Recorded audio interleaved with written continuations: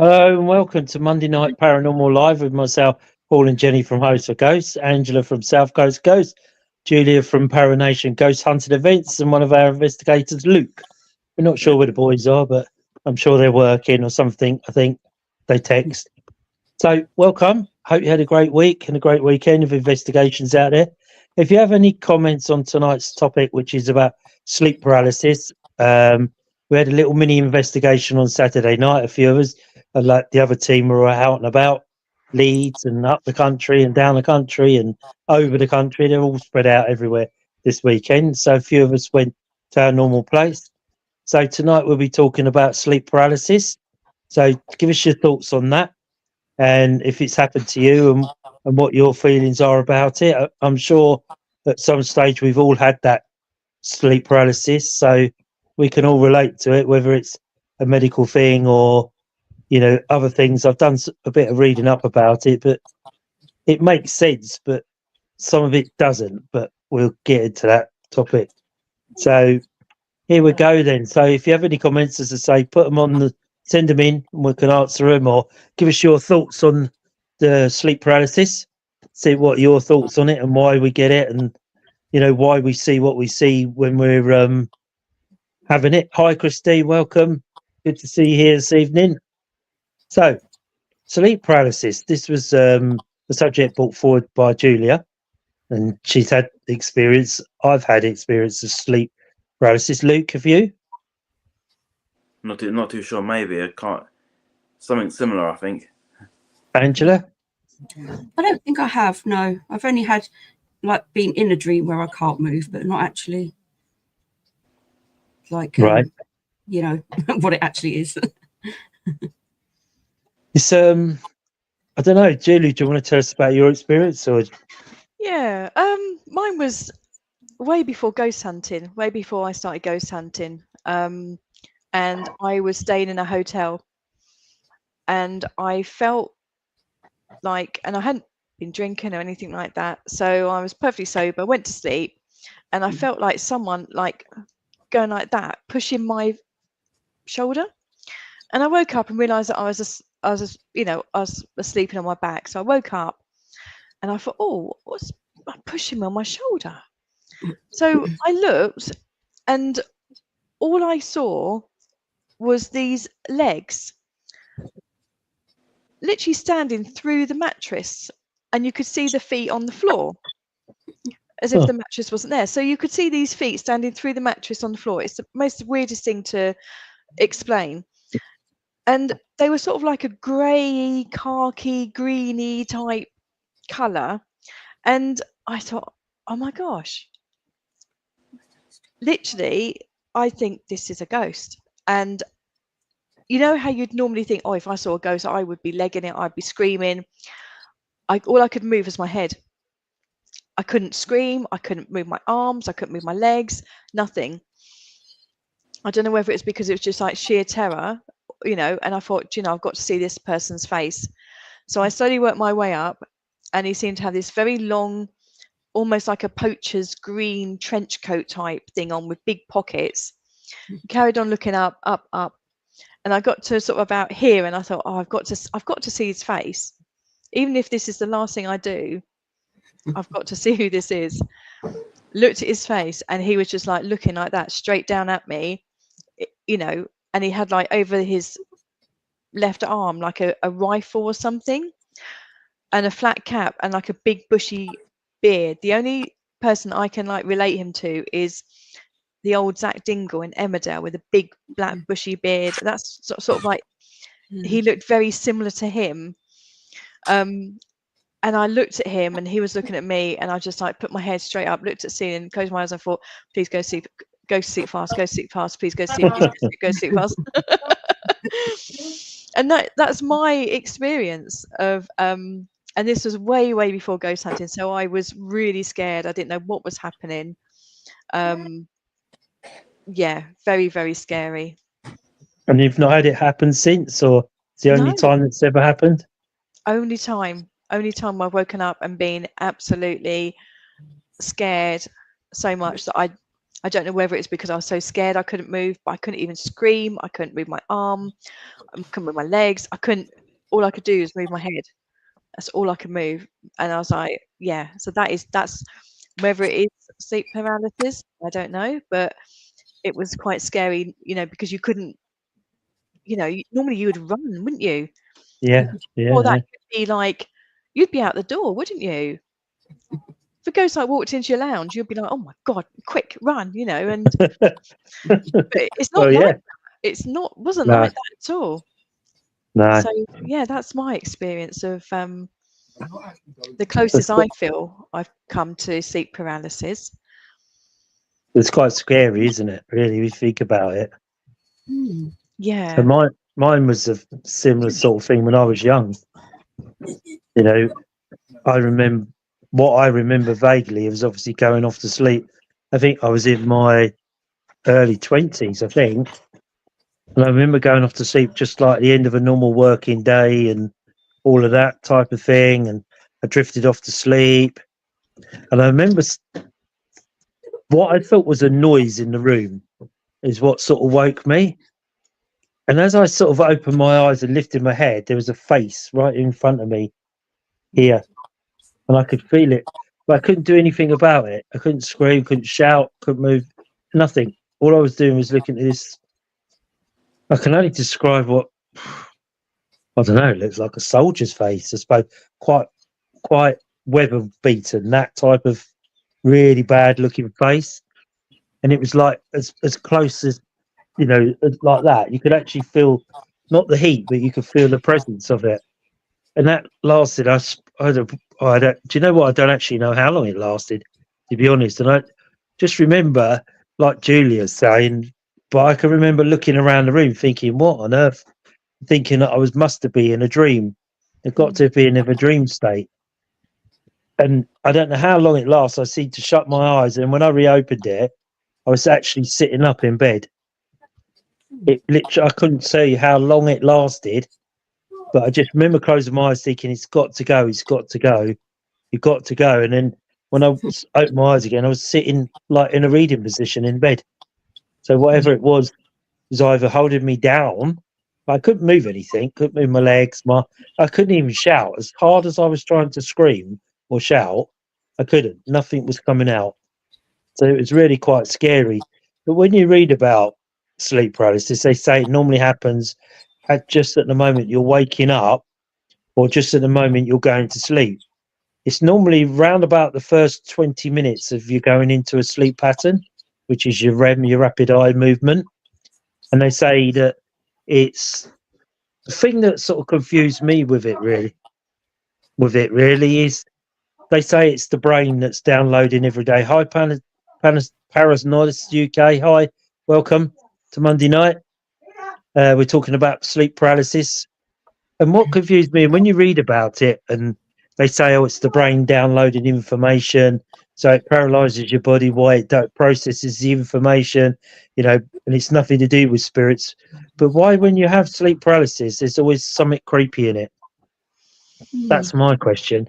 They say when you Google it and you read about it, it's just your brain downloading every day, what they call the everyday chitter chatter. So it downloads what you've done during the day. And it's always as you're waking up or as you're going to sleep. But if that's the case, I know I never saw a soldier looking straight in my face during the day. No, this guy that I saw was almost I would say poacher, because of the big trench coat, the big pockets in it, almost as big as, you could probably put a pheasant in. That's how big these pockets were. And it looked as if, hi, Gemma. Oh, maybe. Hi, Gemma. Maybe that's what I had when I saw and heard the girl at the end of my bed. Possibly, yeah. But was you able to move though, Gemma, when you saw her? Yeah, sorry, Julia, you were saying, yeah. No, I was just going to say, nowadays, if that happened to me, I'd, my phone's by the side of my bed, I would have picked it up and started filming. But you during your day or whatever, you've never seen a poacher or spoke to a poacher that day? No. So you couldn't move? Is that what you're saying? You couldn't move or When anything, Gemma Gemma? saw a little girl at the end of the bed, she couldn't move.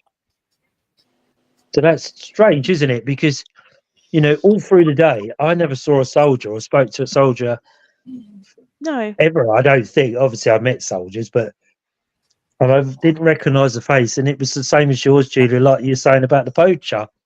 Now, if you Google it, they actually say it's your brain downloading everything that's happened during that day, your subconscious mind working. But how can that be if you haven't seen that during the day? Christine's put, my first was in hospital after having my first baby, a black shadow hovering over me, and I couldn't move, scream out. I had many more after that night, and it was frightening. I couldn't move my head to see what it was. See, you know, would that have been the brain working overtime, making things up? I'm not so sure. They say it's nothing to do with spirits or demons or anything like that. She was in hospital. Yeah. Right? Yeah. What happens in hospitals? They get a lot of sites, lots of Yeah. deaths in hospital, don't they? People passing. Gemma's put, because why did I not get up, run out of the room with how I am? This is the thing about sleep paralysis. It's, you know, would you call it sleep paralysis, or anybody out there watching, if there's another name for it, or somebody can give us a bit more info on it? But I just associate it with sleep paralysis because obviously you cannot move at that time. But is that a paralysis where you actually fear what you're seeing and you're actually stunned, or is it that spirit can? I don't know. I really can. I thought mine was more fear because even though I had seen ghosts before, this was, I think because I was woken up by it, somehow pushing my shoulder. I think that's, and you just look at, and you see this. I think it was just the sheer fear that, I think that paralysed me. But yeah, is it the sheer fear? But you say sheer fear, but you were actually trying to look for its face. I did. Is that fear, or is that just? If you were fearful, would you want to see its face? My rationing at the time was, oh my God, this is a ghost. This is a ghost. And I thought, because I didn't even know whether it had a head or not. And I just thought, I need to see its face. If this is the last thing I do, I need to see its face. Because you don't know, do you? You just don't know how this is going to end. And I said, if this is the last thing I do, maybe it was some sort of you don't know, do you? So, maybe somebody had come to, guide me through to the other world. I didn't know how this was going to end. And I just thought I just got to see this guy's face. And it was the most scariest thing I've ever done. Christine, what did you think of yours? Can you give us can you tell us what you thought happened at the time when it happened? Hi, Jamie. Jamie? So I can't see the comments. Oh, yeah, Jamie. Oh, Jamie, go. Hi, good evening. Welcome to Monday Night Paranormal Live. We're talking about sleep paralysis. So if you have any information or it's happened to you, put it on the comments so we can have a read and have a look and discuss it. Ghost Dragon Investigations back again. You're always welcome back again, if that's your name. I thought it was Jamie, really, but there you go. If you want to be called back again, we'll call you that. We're talking about sleep paralysis tonight. And if you Google it, it says it's the way that the subconscious mind is reacting to every day. But why is it when you have that fearful thing, you see a ghost, or do you see a ghost, or whatever you see, you become paralyzed that you cannot move, cannot scream? But Google says it's just your brain downloading the information. But if you haven't seen that person on that day, that morning, Gemma's also woken up by a shuffling, then mum. So, it's like interesting, isn't it? Why would they? I don't know. Why would they paralyze you if they're coming that close? Or is it that they're using so much energy that you do actually get stunned by it? What about you, Lou? What experience have you had? I think it's more like, like out of body experience more. All right, oobs. They call them oobs, don't they? I feel like I was floating. I tried to wake myself up because I thought I wasn't here anymore. Like I was panicking a bit. I thought I wasn't here. Like, I was a bit disorientated. Didn't know where I was. So a bit So what was you looking down on? What could you see? If you were having an out-of-body experience, what could you see? just looking out the side of my bed. I think I was looking around the room a little bit. I wasn't fully out of my body, but I felt like halfway. It's like I was like in between life and death. It was a bit bizarre, really. Strange, isn't it? What about you, Angela? What sort of fun? Natasha Kelly, hi. My boyfriend and son have had it. Hi, Natasha. Welcome to Monday Night Paranormal Live. Great to have you on. Angela, what about you? What sort of experience have you had? The only thing that I can think of that is similar is where I'm in a dream and something scary is happening to me, and I'm trying to sort of scream to wake myself up, and I can't. I'm sort of going, but nothing is coming out, and then I'm sort of panicking, and then it'll get to a point where I do wake up, but then I find I'm still in the dream, so I still haven't actually woken up, and it kind of goes on like that for a bit, and that's really weird. But yeah, That's strange, isn't it? I remember when hi, Natasha, my boyfriend could see himself. It's a bit like what Luke's saying, isn't it? Where you could actually... Luke, did you see yourself or did you see around the room? Oh no! I was looking at my arms. I think is kind of hard to explain, really. Hard to explain. It's like felt floaty. Like wasn't fully out of my body, but it's like halfway. It was kind of hard, really. Christine's put, I felt someone sitting on the side of my bed and always knew when something was going to happen. The room felt heavy. I did at one point start striking out with my arms, and then when I woke up, my arms ached. So she was actually able to move her limbs during that awful, I don't know, it's a dream. Is it? Yeah, I suppose it is a dream, isn't it? And it's like, when I studied Natasha's, but he also dreamt that he had died and then woke up. See, it's very strange, isn't it, subject, when you think about this, sleep paralysis and oobs, as they call it, out-of-body experiences. When I studied that parapsychology, there was a woman there was saying that you can actually teach yourself to have an oob, an out-of-body experience, or some people call it, is it astro travel, Jen? Astral. Astral travel, where you can actually come out and travel. And I remember doing this course at the uni when I was doing it, and she said, you got to go home, that's your homework for this week, is to have an out-of-body experience. And I'm like, do I really want to try this? I thought, okay, you got to try it, and you never know. And I remember laying in bed, and what she said was to pinpoint a point in the room, like a light, and fix on the light, and imagine that area is getting smaller and smaller and smaller and smaller until it actually gets to a pinpoint. And that specific time, that pinpoint disappears. Look around, because you're out of your body, because you've actually travelled. Yeah. And I tried it once, and I got to the point where it was just about to go, and it frightened me, because I knew I was something wasn't not right, but I knew something was going to happen. I had that real weird feeling, and I thought, oh no, and I woke myself up. I actually panicked. Nicole Casey Simmons, I think we are more vulnerable when heading off to sleep, and those that are sensitive can pick up more on what's around us all the time. The paralysis makes us scared as we can't move, understandably. I think spirit and paralysis are closely linked, but not connected. Only my opinion. No, it's a fair opinion. It's fair. Also, when I'm scared and fearful, we can feel things. We aren't actually real. The brain is an incredible thing. Very, very true. I think we underestimate how powerful the brain can be in these types of situations.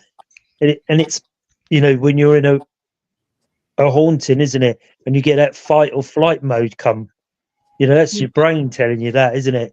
We've either got to stand our ground and face this, or we've got to run. Brain makes that decision, doesn't it? Well, it's like, if you've got a a child under a car and the parent is there.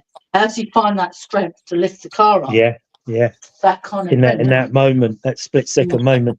Gemma's put, my husband had a dream not long ago, and I did contact Jenny about it, with him dying in his dream, and he fell off a cliff, and then he was flying over it and looking on everyone weird. See, I've heard about these sorts of things. Natasha's put, Gem, that is what my boyfriend experienced. Right. They say when you have that falling experience, you know, when you fall off that curb and you're falling. This is what I've read is your brain doing it. But if you don't wake up at a specific point, you die in your sleep. Feel like Yeah, I've heard that as well. Have you? Yeah, we met Nikki, who's just commented. We met her at when we did our ghost hunt at the Memorial Hall in Ash. We had a lovely time, and she's coming back to Fort Whitley next month. Oh, so nice. Be good to catch up with her again. So yeah, lovely lady. So good to have you on here. They say those ghost dragon investigations say that falling dreams can be dangerous and fatal even. If you don't wake up at a specific point in that fall, they say, how true it is, I don't know, that you actually die in your sleep. Because that point you wake up is your brain jump starting again. So you wake up, oh, like that, don't you? You think, oh, what was that? Because you get that sudden wake up moment. And that's your brain actually restarting your body again. But So if you don't have that moment, with astral sorry, travel, yeah, can you only travel to, maybe we should do this for like next week, with astral travel, can you only travel to places that you've already been to, you've already physically been to? but like places that you recognise. Places that you've What about when you- if you've actually walked into that room and you've actually physically been to that place, are they the only places that you can visit when you astral travel? Because if it's a place that you haven't been to and you don't know it, you don't know the layout, you don't know anything about it, then surely you wouldn't be able to travel there because you wouldn't know anything about it. So can you But only What astral about when travel? you go what about when you go somewhere and you walk in and you recognise it? But you've never been there, that deja vu moment, Yeah, that's strange as well. Yeah. isn't it? Is that the same thing that we've actually previously astral travelled to that place and been there, and we've actually, when you go back in, you think, oh, that's strange. I remember. How can I remember? I've never been here. And there's that deja vu moment, isn't it? That split second when you think, how can I know this? Or how do I recognise this? It's like, hi, Graham. Good evening. Welcome. Graham. Hi, all good. You good people. Been listening. Very interested. Thank you, Graham. We think it is. I said to you, I think it was last week where I spoke about the girl and the father went for the drive and how she explained the village beyond you remember that, behind the hill, Yes. and how she described, but she'd never ever been there before. So, I think I've astral traveled because I remember flying over fields. Where I went, what I was doing, I don't know. I really, really don't know what I was doing or where I was intended to go. If we astral travel, where do we intend to go? There's a few places I'd like to go, so I think I might give it a go. Vegas would be one of them. Yeah. Ghost Dragon investigations, but surely if you've been somewhere before, does that not mean that your brain subconsciously takes you there as it's a memory? So that would be the case of deja vu. Maybe. If you if say, you- oh, okay, I want to astral travel to my friend's house and scare them, can you do that? Can you sort of like say, okay, I'm going to tonight I'm going to astral travel to my friend's house, or I'm going to astral travel to my parents' house, or I'm going to astral travel to the seaside, or would they actually see you though? Because you'd be in a different realm, surely, I don't know. a different time. If you sort of like said, oh, okay, tonight I'm going to try and astral travel to my friend's house, and you told your friend, that you're going to like wake them up and you're going to be there. That's very similar to like remote viewing. Yeah. You know, when you can actually see in other people's houses. And the army used to use that during the Second World War, remote viewing. So they could actually see, they would have psychics, mediums, or whoever would actually remote view. So they knew who was in the room, where they were, and what they were doing. And the idea was to get to be in the room and hear what the plans were. But it was called remote viewing. And I think Americans were very big on that, remote viewing. And is that the same thing? You know, is that you're throwing yourself out onto the astral plane to remote view? You know, how can you remote view someone's house 300 miles away? Say, I don't know, Julia's friends in Leeds. You know, how could you throw remote view that far without going onto the astral plane and looking? Be nice to astral travel to the pub. There's lots of spirits there, though, Graham. Yeah. Nicole Casey Stevens put, I believe that our guides or previous spirits that are travelling, and we are in our subconscious state of mind, we connect and go with them on their travels. We're not travelling as otherwise we would have the answer for time travel by now.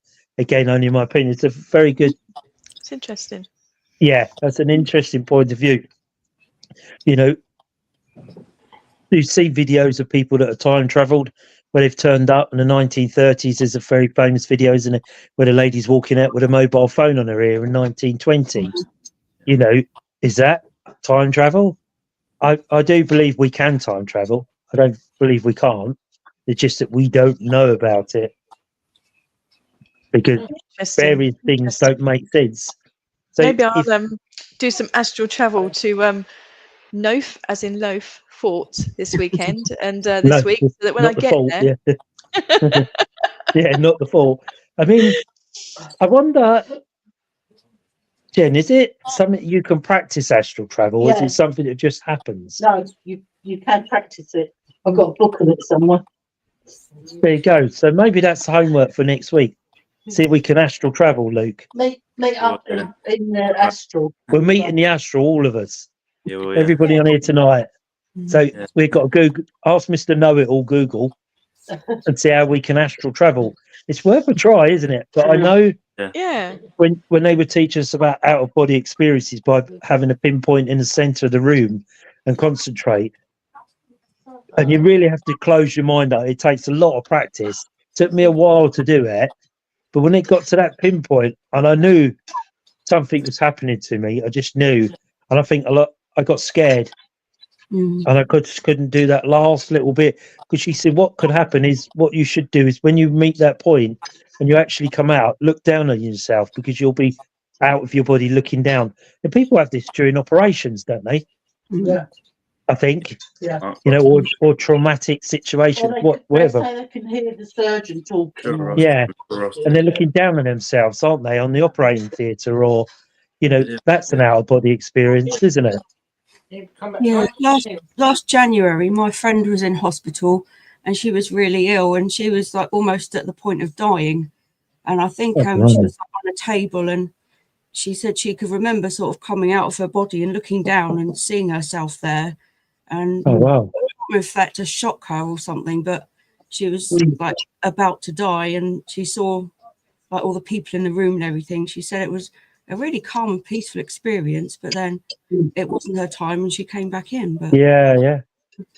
But that's quite scary, isn't it, Vic? If you think about that, if you suddenly appear and you're looking down on yourself, you know.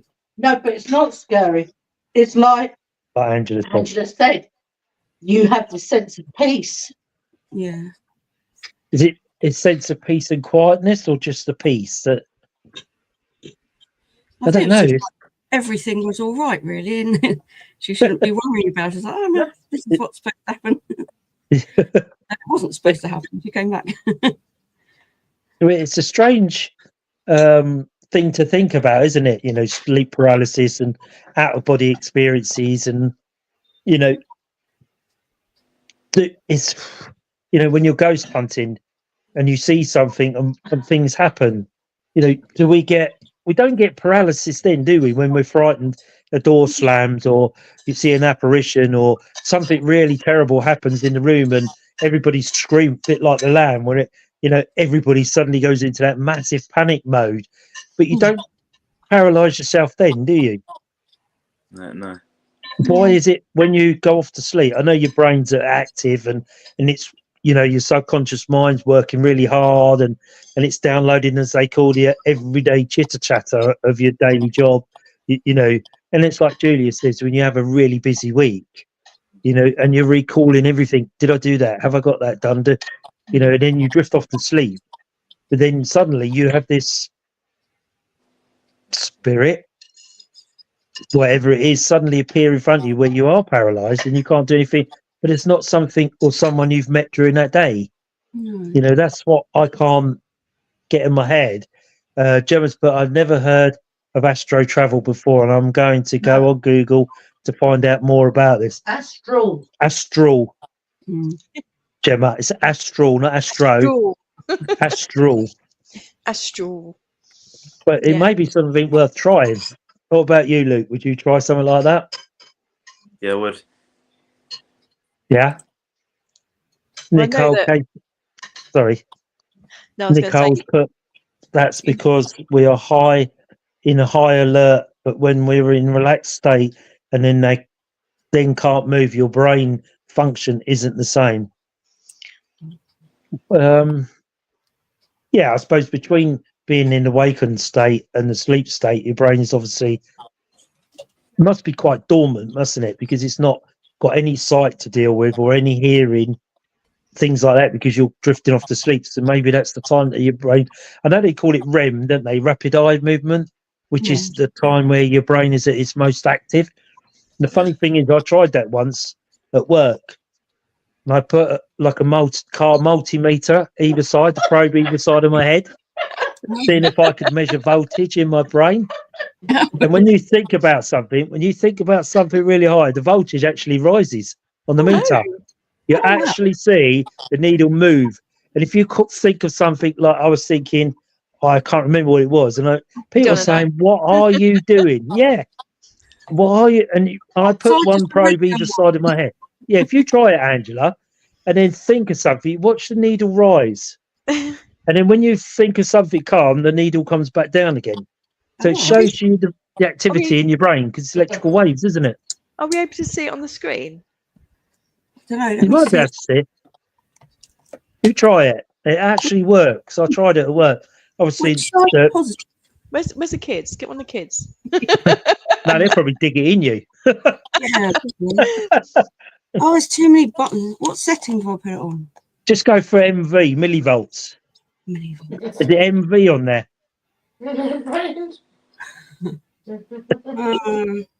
You got volts, ohms, millivolts, MV. You got millivolts.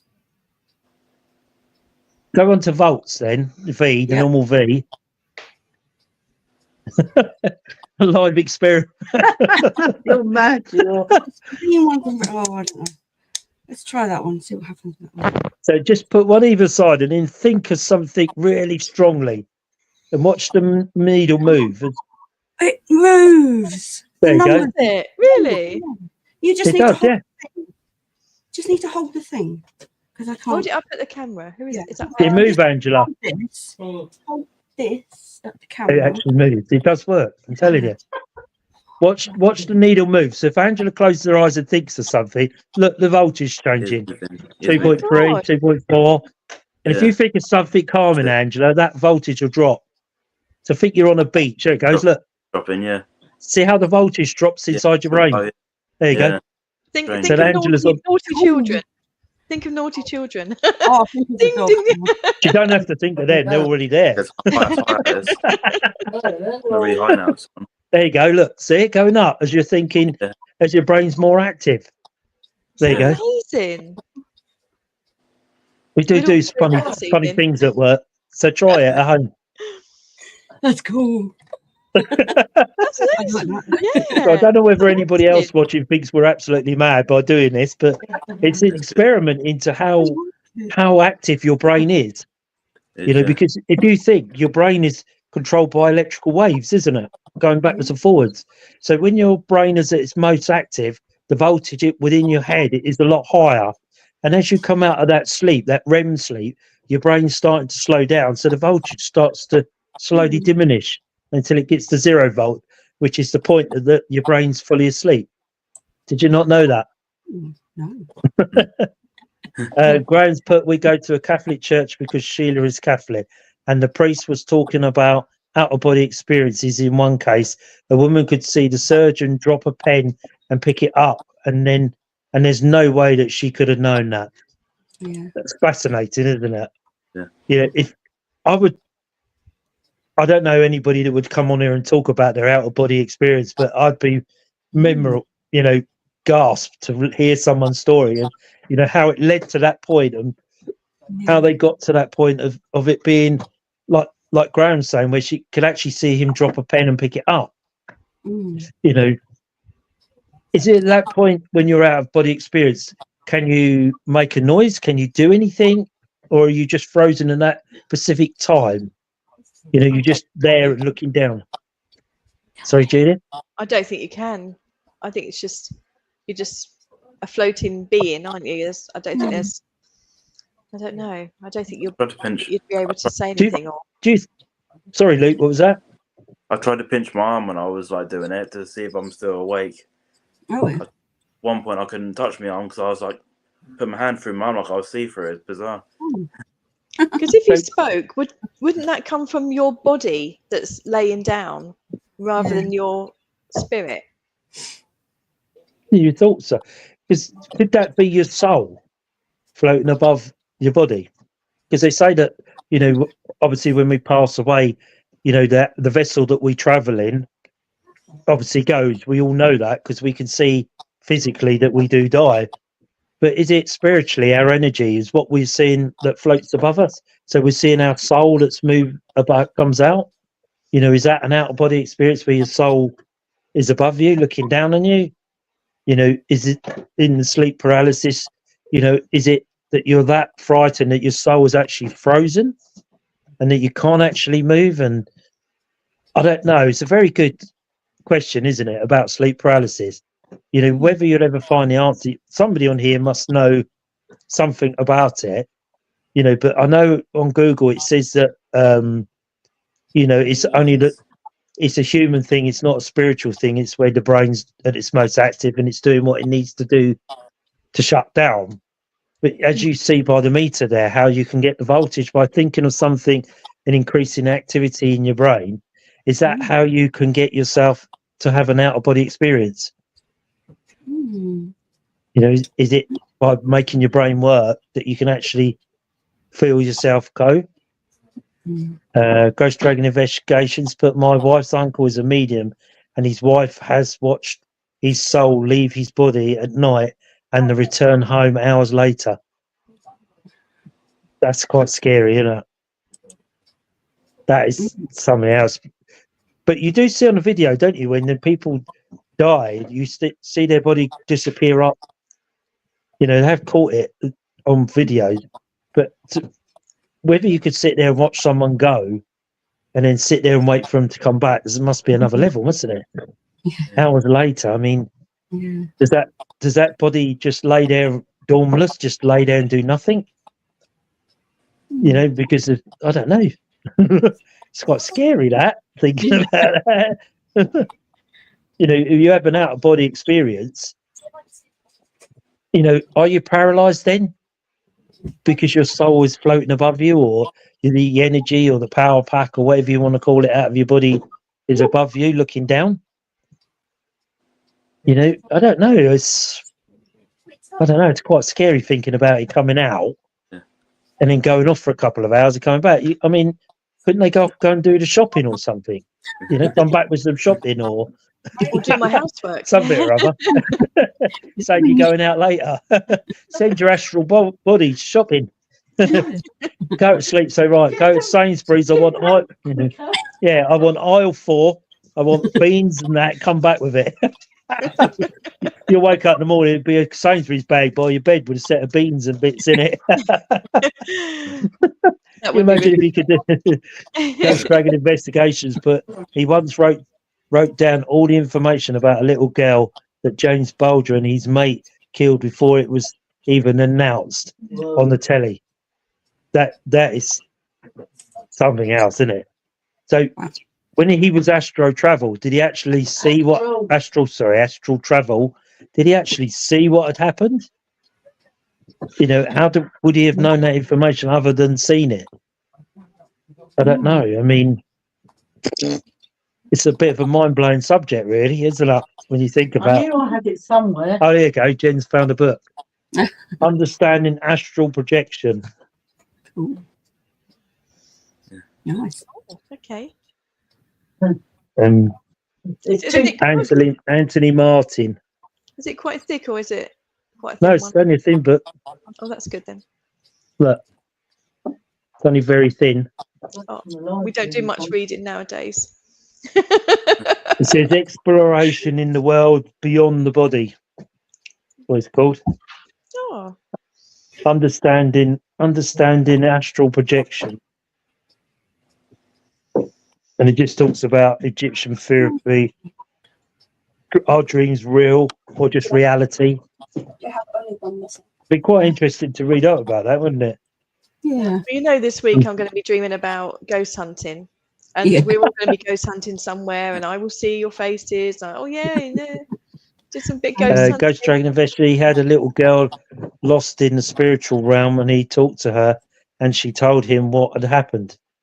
wow. That is something else, isn't it? So it just shows you how powerful your soul is when it's out there. How it can be out there helping others, couldn't it? And it, like I say, it's a bit like people say about remote viewing, isn't it? Where they can actually project themselves into a room and they could look around the room and they could describe what's in the room and where it is and how it's there. And I know the Americans were very big into that during the war, is remote viewing. Not sure whether they try it now these days, but I know they were very much into it, so they could try and see what was going on in the certain places in Europe at the time of the war, so they could get that heads up on what was going on. And the experiment on the Philadelphia experiment, where they time travelled a destroyer, a battleship, and it's a very famous experiment. And the Americans practiced time travel even back then. The idea was to send the battleship into a harbour, destroy German things, and bring it back without nobody knowing where it's gone and come from. Well, it actually worked, but it didn't go into Germany. It actually appeared in the Philadelphia harbour, but they actually moved it in time travel. So, that's a very famous story. If you ever get to read it, there's nobody left on board. The sailors were vaporised by the sheer energy of it. But it appeared in Philadelphia harbour from a can't remember where it was, somewhere, some harbour, but it actually ended up in the middle of Philadelphia harbour. That's why it's called the Philadelphia experiment. But that just like if there's any more questions on that, I mean, it's a very interesting subject. Well done, Julia. It's interesting, isn't it? To lead us on from sleep paralysis to astral travel. And it could be something that we could all practice and report back to head office where we've been. Yeah, it would be interesting. Luke, just don't appear in my bedroom. Oh, Luke, no. don't appear in my bedroom. Please do not astral travel. No, I don't want anyone in my bedroom either. My dog's my bedroom, yeah. I don't sleep well as it is, so to have you all turning up. Wake up and Luke's standing there. You go, oh my God. Go away. You just hear Jen snore, you'll be all right. But that's one thing to take forward, to take from this is, to always sleep with your pajamas on. Unless you've got nothing to hide. True. Yeah, true. Don't listen to that, Luke. It happens when you get old. It's fine. But no, I mean, it's a very interesting subject, isn't it? And there's some great points of view coming across there. Is there any more? Is anybody else coming?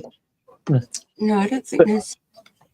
You know, you look at the Ghost Dragon investigation, that one there, where he spoke to the little girl. I mean, that's so powerful, isn't it? In being able to do that, you know, so, you know, an astral travel. I mean, maybe Gemma should try it so she can find out who the little girl is at the end of her bed. Do you know, I do think that Gemma is more in tune with the spirits than she realizes, because Oh, I think absolutely.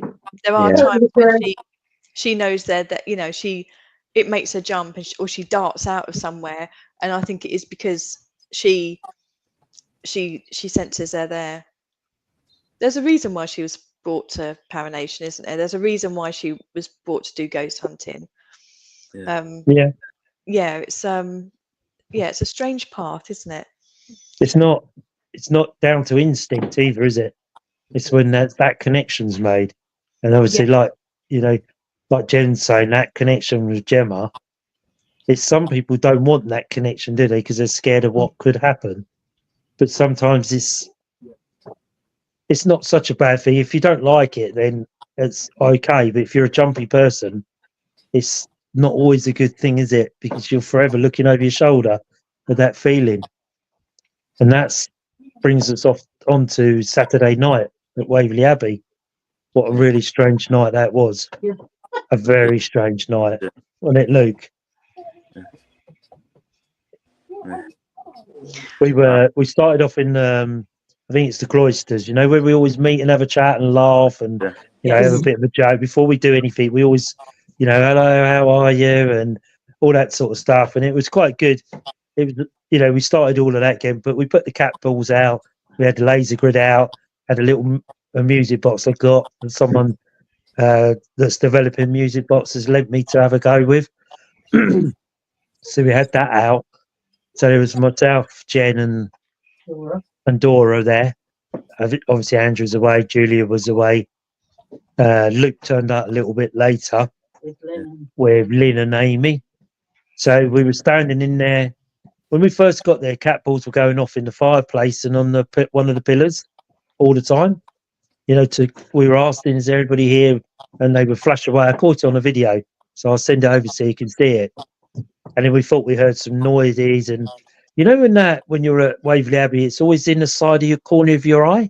That sort of, you know, that feeling Like when you think moving. Yeah. Or, yes, yeah, there's a person there, or and you can't and we quite kept catch thinking, it. we kept thinking there was someone that was walking around the outside. Because last time we were there, myself and Dora saw someone go past the window, and right at the very end where the doorway is, Nigel saw a pair of red eyes looking inside. But I didn't see the red eyes. I just saw what I thought was someone walking. But I thought, who's that out there? Why are they walking around there? Thinking there's someone else in there. And obviously, we shined the light. There was no one there. Do you remember when Gemma saw those like legs? Yeah. In the cloisters? Yeah. That was, and I think somebody else saw them as well. I think Darren may have seen them as well at the same time. Yeah. So. And it was that type of night, you know, where everything was in the peripheral vision all the time. So we did a few bits, then it went a bit quiet. You know, it goes a little bit, drops off a little bit, doesn't it? There. Yeah. So we thought, I know what we do. We'll try a little bit here, there, and everywhere, and we did. So we said, all right, we'll do another. I was trying to do a live over by the tree so people could see the tree and the roots and that sort of thing. First one I did earlier on, I got the camera the wrong way round, and I was a right mess. But we thought we'd try one over by the tree. So, and Graham would back us up because Graham was watching the one by the tree. So he's talking about the tree, and we just finished coming off the live, and I suddenly remembered standing there. I think, oh, that's right, because this is the sort of area that Julia caught a picture of the woman, didn't you? At that time when you were there, it was sort of between them two walls, wasn't it? And by the tree. And a few years before that, Derek, who is sadly not with us anymore, he also caught like a misty shape there in exactly the same place I caught the woman. So yeah, 100% haunted. Yeah.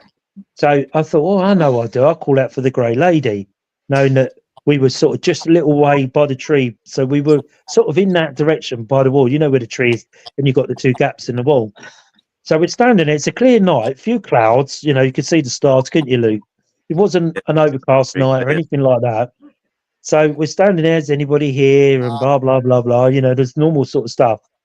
And I said, oh, is the Grey Lady here at all? You know, could you come and see us and, you know, show yourself to us? Do you know what? Within, how long was it? A couple of minutes. We were swamped by a mist going around us, all of it. Not see anything. We could not see out of the mist, Julia. Really? We thought, oh, blimey, how are we going to walk over the other It was I've so gone all thick. We're cold thinking, now. Luke could tell you, we're thinking, how are we going to make it to the car park? This mist. It was Graham's so thick. put, did you work out that mist? That was strange. Yeah, Graham saw it on the video, on the live. And It was more than that, Graham. it was surrounding us. It surrounded us. It literally was around us. And I even walked out Where were you of the standing? mist by the tree. And You the know, mist we was at were, the tree? the tree was to our left-hand side. We were looking at the gap in the walls where you took your photo. Oh, you mean the tree where the monk's dormitory is? Yeah, the That hanging tree. You know the hanging tree? No, not The the big one. one, yeah. You know the big The one one- with all the roots hanging out the bottom? The hanging tree, yeah. Yes, that Yes. one. So There's we also that was another to big our, tree by the monk's dormitory, isn't there? that's right. Yeah, no, not Yeah. that. That one vibrates, doesn't it? When you touch it, you feel the vibration in it. We were by the hanging tree. Oh, And so okay. you imagine the tree was to our left, and we were looking through the gap where you would have caught that lady when you took Yeah. your picture, but obviously the other side. So we'd walk through the gap, worked our way to the tree, and literally minutes we were swamped in this mist, and it was going around us, literally. And Graham saw it on the live. So I thought, what on earth I'm is this? so And pleased you captured it. we couldn't actually see our way out. It was that thick. So I thought, I know what I'll do. I'll walk out. And as I walked out of it and looked back, everywhere else around was clear, a clear night, except for that. And I looked back at them lot and you could see it around them. So I then walked back in and Would you say, Graham's like, put, yeah, I next saw the mist come from nowhere and across the camera, and then it cleared again. And literally, we were asking for it. And it honestly, you wouldn't, You could just about see each you other. could just about see each other. It was that Yeah. thick Mm. that we were like, what is this? Expecting someone to walk through the mist to us, you know, suddenly appear. Scary. God, And imagine then if they within did. 2 or 3 minutes, it was clear, gone. Yeah. Literally, Did we you were say back it's to like, normal. how thick? Like from you, Oh. you person, 6 foot? It was, 5 it was foot? right, no, it was right up to you. You could actually see it in the torch. The torch couldn't shine out, so you saw the mist inside the torch. Oh, how exciting. Yeah. And The next goes time back, we go- did you find the mist through your sense of time? Mhm. I'm not quite sure, but we were calling out for the Grey Ladies. I thought Julius took a picture here. Yes. I wonder if we could get her and to Derek appear is- here. Yeah. And Well, it's, you know, when we got home, I googled it and I said, can an apparition appear in a mist? And what it said was, actually, that's the most time that an apparition will appear. it uses Is the there mist a as an mist? energy to appear. Yeah. And it literally was. Nicole K. Simmons says, oh man, I've always wanted to do a paranormal investigation there. Every time I drive past there, there's always an older man out the front doing the gardening. Don't worry, it's open all the time. You can go there anytime. You don't need anybody. You just walk straight in. Yeah. Walk your It's dog. not the you don't walk past that big building. You walk the other side of Yeah, it. you walk through the There's two carpet. sort of entrances. Keep to the left-hand side. Don't go to Waverley House. Go to the left-hand side. You park on like an old unmade road, a gravel road, and then walk through the turnstile and walk past the lake on your right-hand side, and then the ruins are over there. You know, we've had some fantastic investigations over there all the years that we've been going. And Maybe honestly, next this mist, Something I else. have never Yeah, seen. something Luke, else. tell him what it was like. Like, so, was it like a massive circle surrounding us? That's what I felt like. We were being surrounded by something. I felt like it was as well. Oh, And the- would you It like Do you me? know? Do you know the worst thing about it when we were in the mist is that everybody was turning around, like someone was walking around us. You know, when Yeah. you're turning around waiting for something to happen, every one of us was turning around. all at the same time, like something was going to happen. You know, you're thinking, where's this coming from? Where's this coming from? Where, you know, and everybody literally was turning in a circle inside the mist for a couple of minutes, Yeah. 3 minutes, maybe. Did you walk out of the mist then, Paul? Oh, I did. I You thought, walked what out on of earth is this? And I walked outside of the mist, and I thought, well, it's clear. And I turned around, and looked back, and you could see like the mist around them, literally, but everywhere else was clear. It was a clear night. There was no And I'm mist thinking, from the river or anything? No. no, nothing.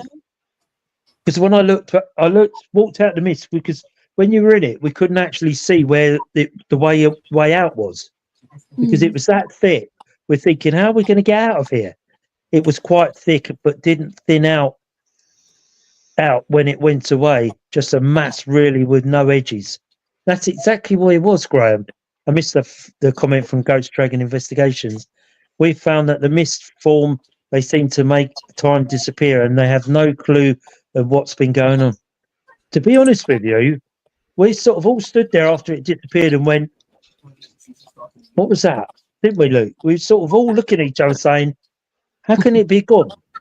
You know, if it had blown in off the river or something, you'd see it going, disappearing across the field. But literally everywhere else, It just suddenly disappeared. it just suddenly went, and then we were back into a clear night again.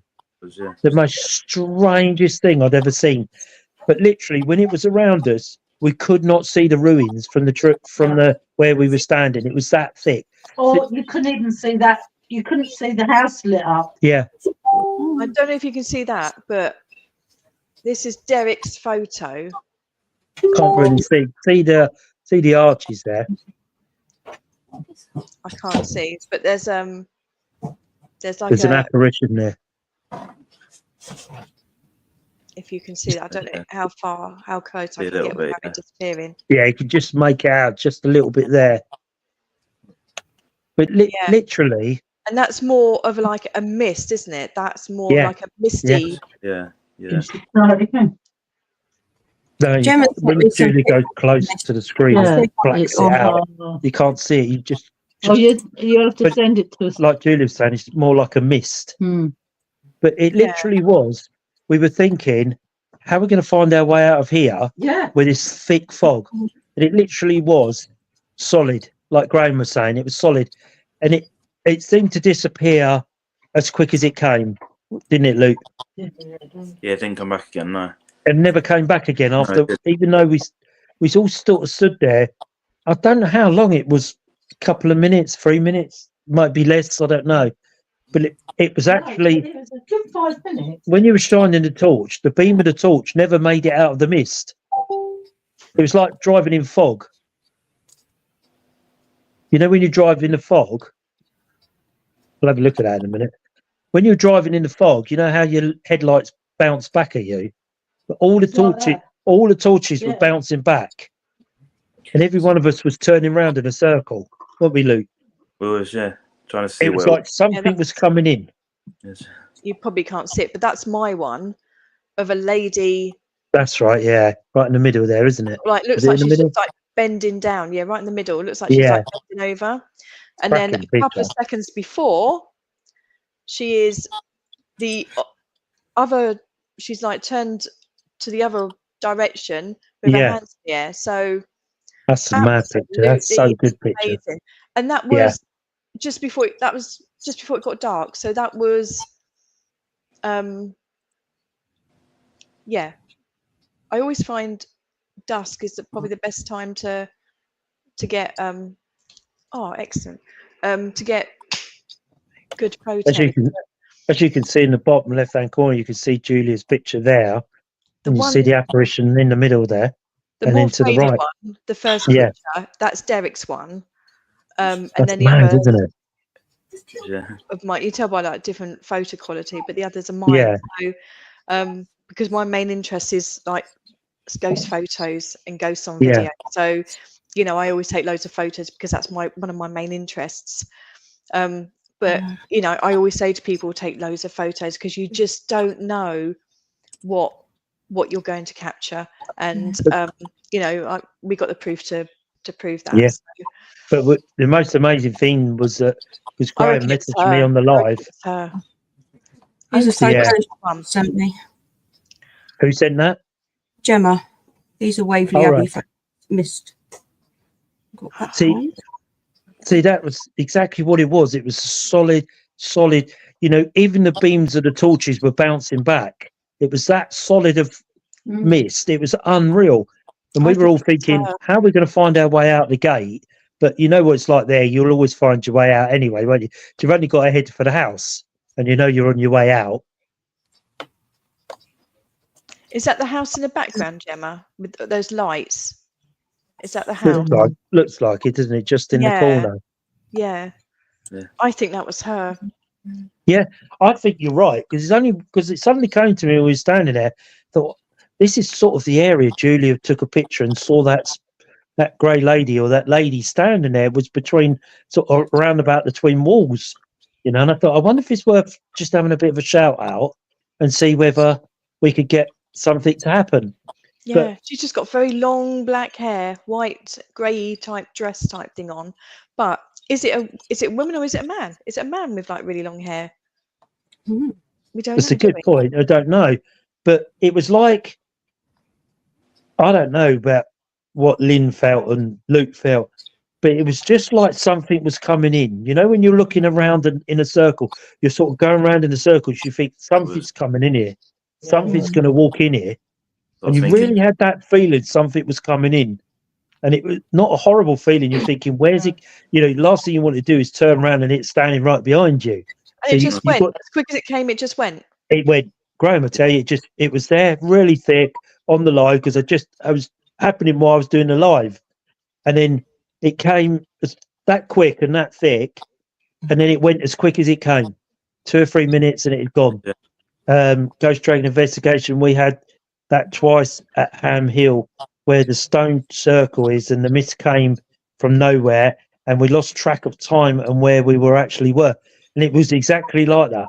Because we were thinking, we lost 2 hours in the fog at one time. We never lost that time. But the thing that threw us is because we were sort of turning round, trying to, you know, you knew something was coming, you'd actually lost where you were in the field. Does that make sense? Because we were all turning round. Because you're thinking, where's it coming in? Something's coming in. Something's going to walk in that mist. And that sort of feeling, you don't want it to be behind you, so you keep turning in a circle, you know. And Dora was the same. Dora was going in a circle. I was going in. Jen was sitting on the wall going, what is this? No, I stood up at that point. And then Poppy was there. She was obviously on the wall doing her bit, but Luke was just behind me, and Lynn and Amy were there, and it literally surrounded us all, and then it went as quick as it came. Did you see what way it went, or did it just evaporate? It just went into thin air. Yeah. And then we looked up, and you could see the field, and it was like a normal night there, clear, like we had it when we started. It was just a clear night. And we're like, we all looked at each other and went, what was that? What had just happened there? Because I was expecting to look out and see it sort of disappearing over the field towards the river. You know, sort of thinking, oh, it's just a mist that's been pushed along by the little breeze, but there was no breeze, and I'm thinking there is no breeze. And when I looked across, there was no mist on the ground or anything. It was a little bit damp on the ground, the grass was a bit wet, but there was no mist anywhere in that field, and it was as clear as it was when we first got there. I'll never forget, a couple of years ago, something dark was there, and Darren got really freaked out. And for him to get freaked out was something. He said, we need to go. I got really freaked out. Thanks, Gemma. Yeah, Darren was good like that. He would always know when something was wrong. Yeah. He was always that person. If he said we got to go, then I was at St Anne's Hill once with Darren. I don't know whether Angela was there that time. Did you go to St Anne's Hill? And we had something dark coming up through the trees up the hill. And he said, then we need to go. We need to get out of here because something's coming that's not right. We need to get out of here now. And St Anne's Hill is quite a creepy place and all. Yeah. Nicole K. Simmons, where I live, there's a section in the road near me where there have been several reports of time that has gone missing by people, and there were people walking, and they are missing 3+ hours. Did any of you notice if the time at any time had passed in a mist? Oh, I didn't Do look. you know what? That's an actual good point. No, Really not. I didn't look at my watch, didn't look at my phone. I had my phone out because I was doing a live from the tree, and that's where Graham messaged me, said, "What's that mist around you?" And it, and it literally was just around. And walking out and looking back, I could see the mist around them, but there was nothing out of it. So I went back through it again, like you would walk through the fog, and then shone the light, and like we were going around, literally turning in circles, thinking something's coming in. And it literally was, the fog wasn't sort of coming towards you, it was going round you. You could actually see it going round you, Yeah. not sort of coming through us. It was actually going round. It was like we were in the middle, and whatever it was, I don't know. I really don't know how to explain it. But Gemma's, but did you take any photos or something to see the time? It's on the Graham saw it on the live when I did from the tree, so it'll be on Facebook. There's a live of us doing from Waverley Abbey, and Graham saw it then. And Graham, I tell you, it was a thick, heavy mist. But Graham saw it. He messaged me, "What's that mist around you?" And that's what made me sort of walk out and walk back in again. And I'm thinking, what on earth is this going on here? But that was quite a highlight. And then at that time, it was about 11 o'clock, I think. About 11 o'clock, I think. No, we left. No, We left half about nine. 10, Half 9. Was it about 9:30, quarter-to-10? Yeah. We'd left. Yeah. We were going because obviously the journey home, because they had the motorway shut at the A3. So we had a 28-mile diversion to get home. But Luke and Lynn and Amy stayed on for a little bit. And I think, what did you catch there, Luke? It's a clear night then, wasn't it? It wasn't the UFO. I think it was Starlink, the lights in the sky, the dots. But did anything else happen once we gone? It's Yeah. Elon Musk satellites. They joined together in a string. Went quite quiet when you left. It just went off. Yeah. No mist It's either. No. It went quiet after that mist had disappeared, didn't it? Yeah, it did, yeah. But I'm sure I had my video camera going, so I'm going to get my video camera and charge it up and see whether that actually picked it up, the mist around us. Whether it did or not, I don't know. I didn't have my voice recorder out either. It was just, we were stunned how it appeared suddenly and disappeared as quick as it came. Literally 2 or 3 minutes later, it had gone. And you're thinking, what was that? And literally, like I say, the light beams off the torches were just bouncing back off of like thick fog.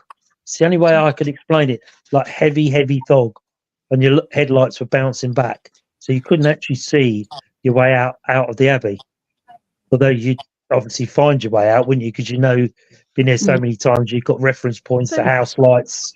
How thick was it? So say where you were standing. Yeah. From, what was the diameter of the roughly of How the fog? how thick would you say that was? 12 inches, a bit more, a bit less. It surrounded all of us because, like I say, at that point I was standing up. Difficult to say how thick it was. When I look back, I couldn't say it was heavily thick. If I was to say it was just surrounded us, just maybe 12 inches, 20 inches at the most, because the light beam wouldn't push through it. That's how dense it was. Yeah, very strange. Talking about two different things here.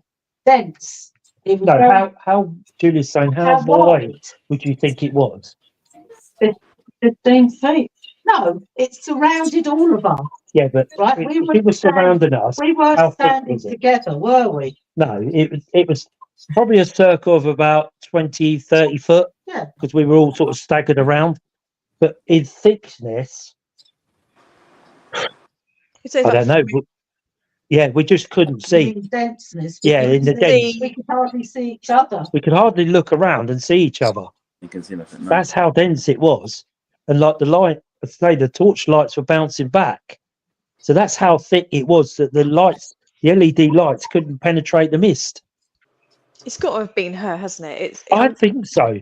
I think thinking about what you caught at camera and Derek and the others have caught there, and it just suddenly came to me, Julia I remember Julia catching a picture here, and I thought, I wonder if it's worth asking out and see whether she'll show herself.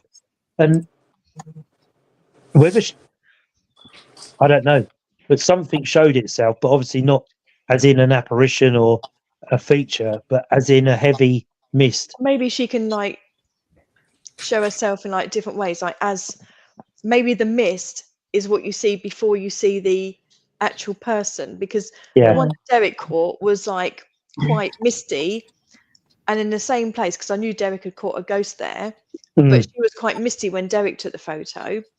Then when I took the photos, it was like a little bit clearer. So maybe she generates herself as a mist, and then the mist forms into a person and then goes back into a mist and she disappears. That's what I'm trying to say. And it's like Graham's put, I thought it might have been from the river, but it would have been seen most of the time. Exactly, it was clear all the time of the live. It was clear. This was different.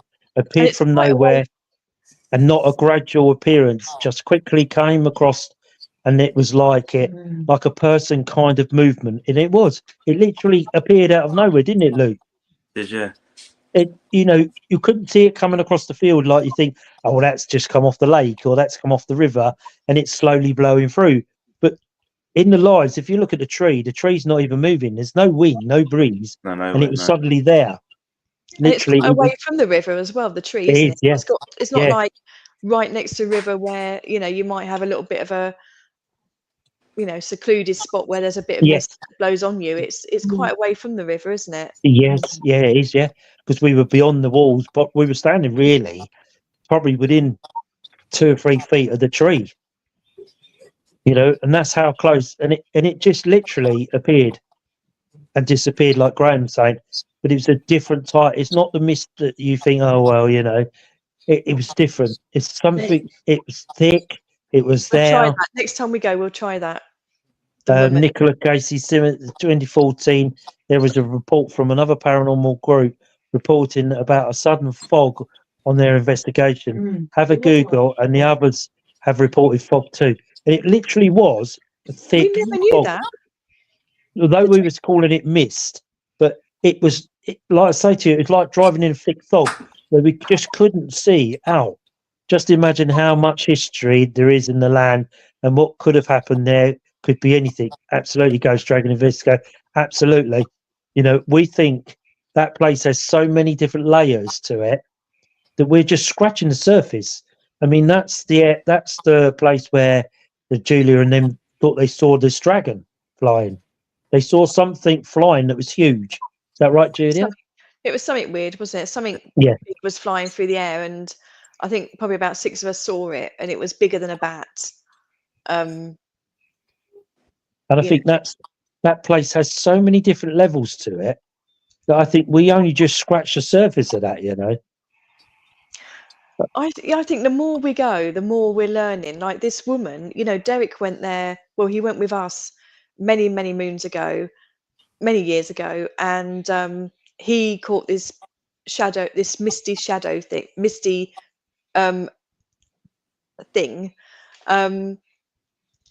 And then I go like a few years later and I get this lady. So it's just slowly building up that story and trying to find out, maybe we should do more like, with the glass or things like that and try and find out, who she is. Can she, maybe do some more recording, see if we can get her to use say a name or something like that. Yeah. We don't even know what era she's from, do we? It's the 19th century, 18th century. We just don't know, do we? She just appears like you got in a picture. And is that her, normal attire for the period that she's from, or is it just like a very long nightshirt? You just don't know what she's wearing. It's just a very long white long sleeve dress type thing. But also, you don't know whether that's Florence Nightingale either. It could be. Yeah. She's got very long black hair, very long. Look at the picture of her. Do maybe I have to zoom in on my photos, see if I've also caught another lady there as well. As you look out of the cloisters if you're in the cloisters, you're looking out of the cloisters on the left-hand side over in the field where sometimes there's cows in there, but Yeah. I've also caught another lady there. All And I've right. also caught another person like to the right of the dormitory. I'm going to have to get all my little ghost photos together of Waverley Abbey and like 'Cause send them across. I remember that night I was there with, I think we were all there, and Darren was there, Nigel, Dora. We saw the soldier on the horse riding from left to right from about that field. We thought Yeah. we saw a horse. I And didn't Darren see said, that, "Did you but hear that horse?" yeah. And me and Dora and Nigel went, "We've just seen someone on a horse riding past."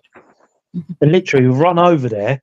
Obviously, there's no one there, and it was, I don't know, every time we go there, something different happens, and that's what makes me say there's so many different layers that we're just, whether we're seeing different energy in different times that the Abbey's been through, or we're just scratching the very surface of the Abbey. I don't know.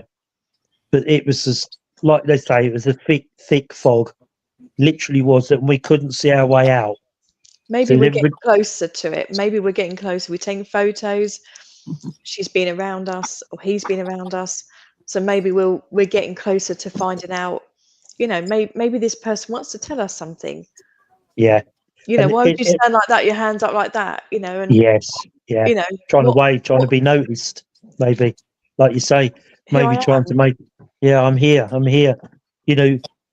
And for a split second, I was standing there looking at this mist, thinking, "It's coming. Something's going to walk through there." When you start to Maybe think it did. something's coming in. Well, I don't know, but we were all in sort of different areas, so we would have caught it. It has a military background, so horses would have been there. Yeah, I think it was to do with the First World War. There was a home, a hospital, I think, a field hospital. It was, yeah. But it was, whatever it was making us turn in a circle. Just how we weren't doing it voluntary. It was like we were made to go round in a circle. You don't think because it was a hospital, it was a patient in a nightgown or a hospital gown or something? Quite possibly. Who? Like I say, there's so many different levels to that place.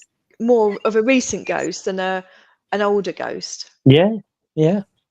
But we can't get it clear enough or get closer to it to get a good view. Gemma's put, I always find summer months there are more active, and not sure why. I would never forget a man walking with jeans.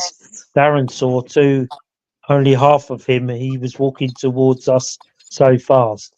I mean, during the summer, there's more energy, isn't there? Because the day's been hot, so there's more energy. So that's why you get more energy during the summer months than you do during the winter months. Nicole Casey Simmons said it could also be a nun you saw with the history of the monks. Well, yeah, nuns would have worn that white night clothes, if I suppose. Yeah, but what they wear that white clothing under. Oh, habit, Jen's saying it's called a habit.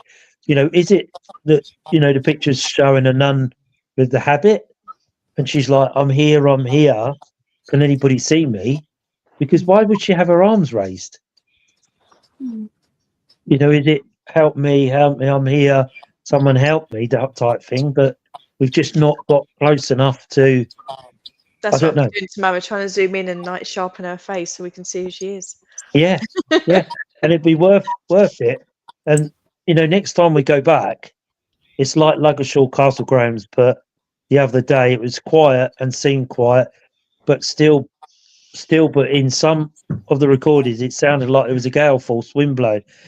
Graham sends me his recordings from there, and I listen to them. And some of the things he gets on there are just unreal. The voices, I don't know. Graham said you hear Graham talking, and he's talking along to the dog. Come on, we got to do this, and you can hear voices in the background like someone's having a conversation with him. You've got to listen to him. He always catches a real good EVP, does Graham, always. And he always sends it to me, and I'm like, oh my God, how have you got that? You know? So when I retire, Graham, I'm going to come up to Luggershaw Castle and we're going to go for a walk. But no, it was a very strange night at Waverley Saturday. It was, yeah. So hopefully in the summer months, when it's warmer, you know, we can all get there and let's see if we can get some answers to some of our questions. It'd be good. So, any other comments, Angela? 1 hour, 20 minutes. Right. It only remains me to say thank you so much for tuning in. Ghost Dragon Investigations and everybody else. Brilliant comments. We loved them, you know, about sleep paralysis and out of body experiences. Loved it. It was brilliant interaction.